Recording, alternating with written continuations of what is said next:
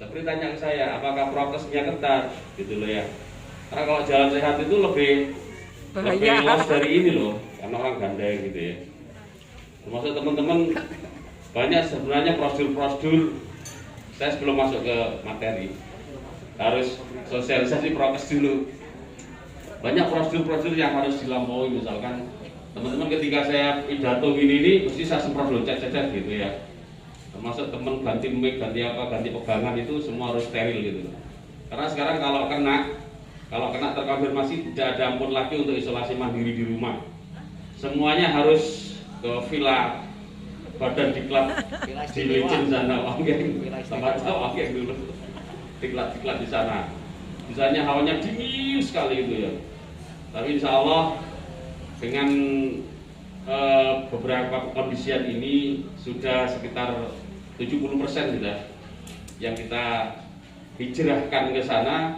Sehat. Sehingga dari angka 200 sekian sekarang tinggal 68. Alhamdulillah. Ini salah satu ikhtiar untuk orang-orang yang isoman harus ke isoter.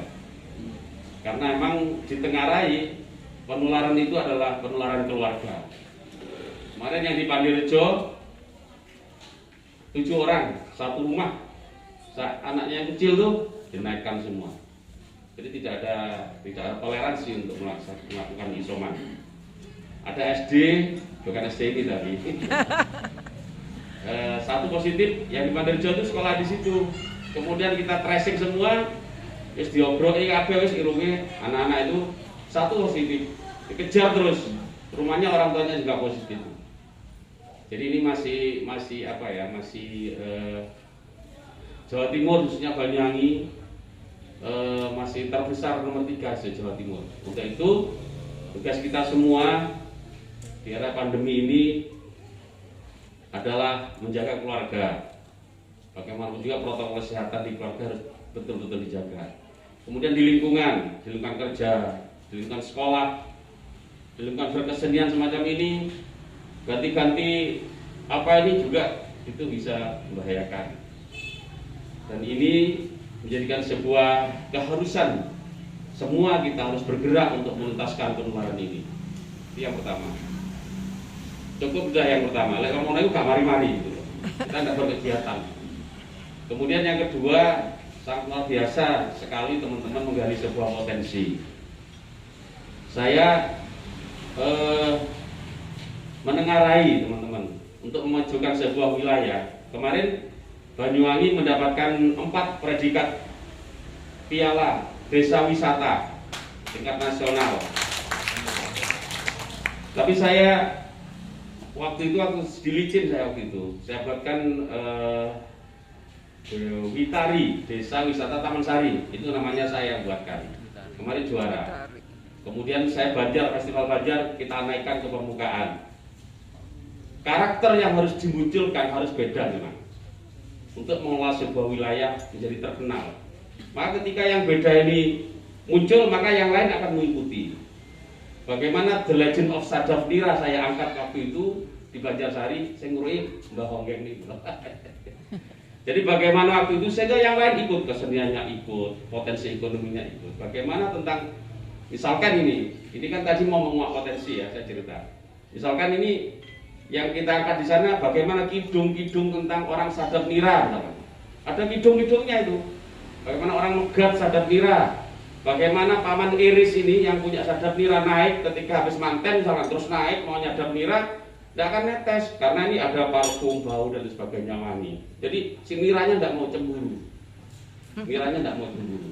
Tapi yang dipakai harus pakaian yang sudah biasa digunakan. Maka legenda-legenda itu kita naikkan, kita angkat dengan beberapa olahan-olahannya.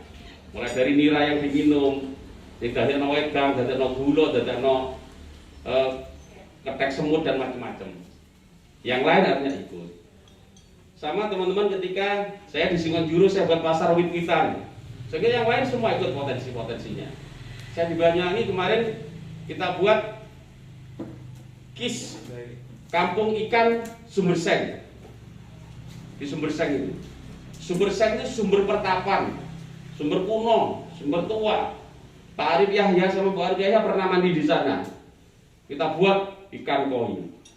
Nah, taunya ketika musim hujan, air yang dari stadion, dari waktu semua ke sana, terus hilang kabeh wae. Alam. Padahal luar biasa.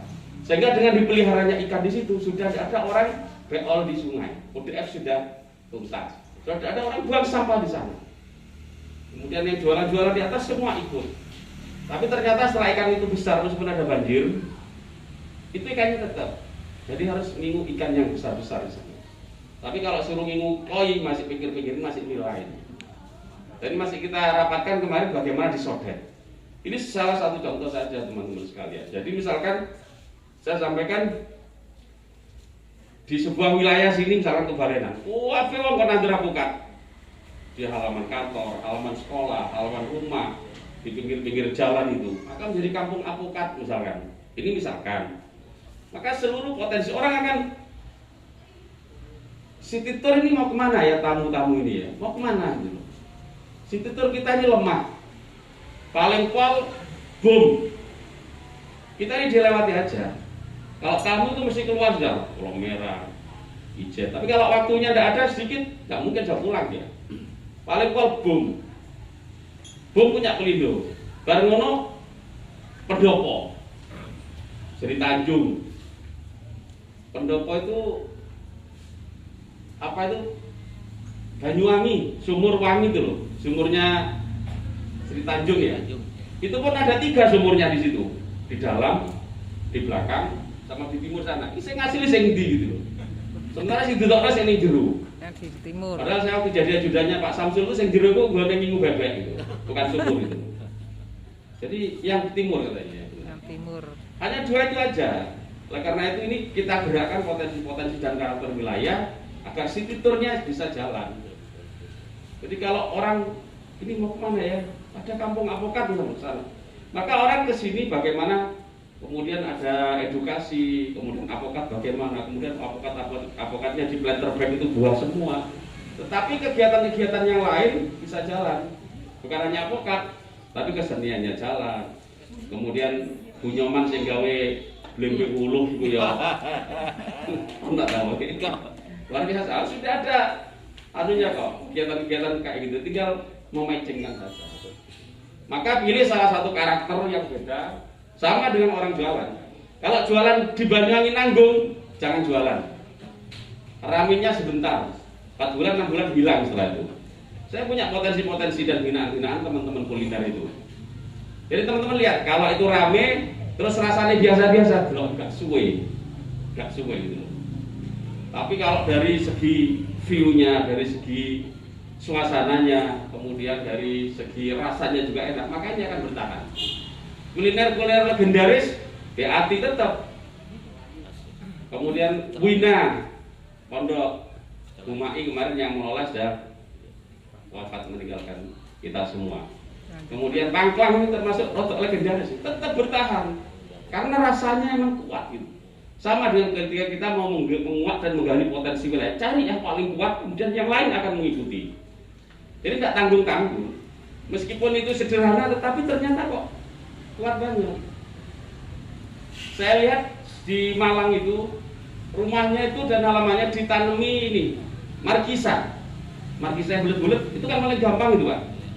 Jadi semua pinggir-pinggir jalan kan markisa. Di situ ada kampung markisa. Orang buat markisa dari berbagai produk. Mau dari minuman, kemudian buah, disuguhkan dalam bentuk potongan, enak. Itu terkenal, yang lain mengikuti, datang sambut kesenian, kemudian ada oleh-olehnya, kerajinan dan sebagainya. Jadi ini pengalaman-pengalaman kami mengelola wilayah. Mudah-mudahan dengan sinergi yang luar biasa, potensi sumber daya manusia yang juga bagus, teman-teman boleh berembuk. Nanti spotnya adalah penganggaran kelurahan. Ya. Nanti kalau ini memang sudah dipilih, mana yang harus kita prioritaskan, maka anggaran kelurahan masukkan ke situ. Kalau memang kurang, minta Pak Camat. Minta Pak Camat. Minta kecamatan. Minta Pak Camat. Nah, anggaran kelurahan. Kalau memang itu kurang, maka kita masukkan pada anggaran kecamatan. Enggak, pagu indikatif kecamatan, bukan musren. Pagu indikatif kecamatan itu ada khusus untuk pengembangan wilayah. Sekarang yang kita gunakan untuk pelengsengan Ancol. Bapak lihat pelengsengan Ancol yang sekarang kumuh, sekarang saya ganti seperti ini. Itu pakai anggaran kecamatan kok, oke. Kalau dulu tidak pernah ada anggaran kecamatan keluar. Mulai kapan? Kemudian kampung jahe di tukang kayu, ini karena pandemi. Tapi Ruame itu pakai anggaran kecamatan. Kaliseng pakai anggaran kecamatan. Kemudian kalau terlalu besar nanti kita anggarkan pakai reja SKPD. Saya kira teman-teman mulai dirumuskan agar ini semua sudah bagus, tapi ketika tidak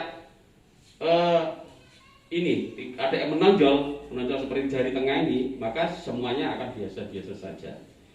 Jadi punjul ing apa-apa kan gitu ya, merojol selaning gegaru. Jadi harus ada yang muncul, ada yang ada merojol. Sehingga menjadi perhatian warga dan masyarakat. Saya kira itu teman-teman mulai bersinergi, mulai berkolaborasi. ATM itu juga perlu amati, tiru dan modifikasi lebih baik sehingga prosedur-prosedur dan ikhtiar ini bisa membangkitkan warga, bisa membangkitkan pemberdayaan warga, utamanya potensi-potensi kerajinan, potensi-potensi yang ada di wilayah ini. Saya kira itu, mudah-mudahan Allah melindungi kita semua, semuanya diberi sehat dan barokah, umur panjang, wilayah taufiq wal hidayah. Assalamualaikum warahmatullahi wabarakatuh. Waalaikumsalam.